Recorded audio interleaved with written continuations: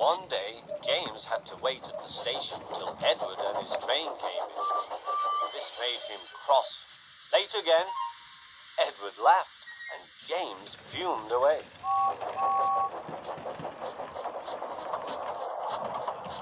After James had finished his work, he went back to the yard, puffed onto the turntable.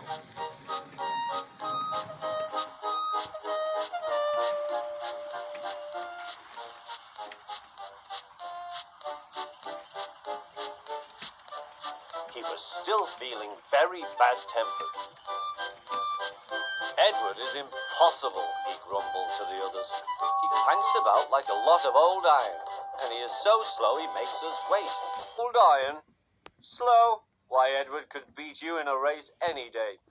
Really? Said James. I should like to see him do it.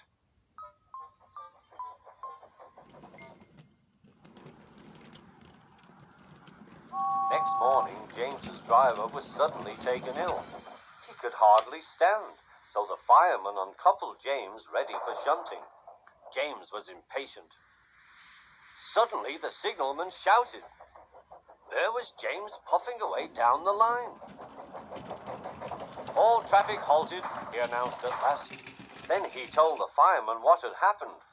2 boys were on James's footplate fiddling with the controls. Phew! They tumbled off and ran when James started. The signalman answered the telephone. Yes, he's here. Right. I'll tell him. The inspector's coming at once. He wants a shunter's pole and a coil of wire rope. What for?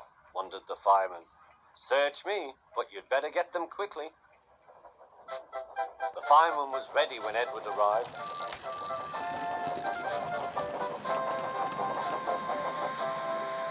The inspector saw the pole and the rope. Good man, jump in. We'll catch him, puffed Edward. James was laughing.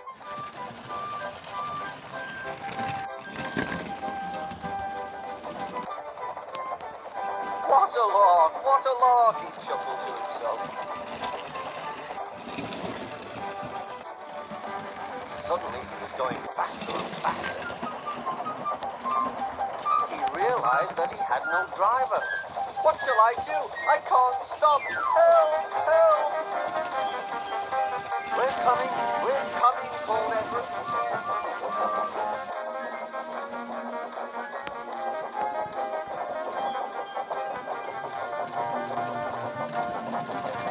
Edward was panting up the iron with every ounce of steam he had. At last he caught up with James.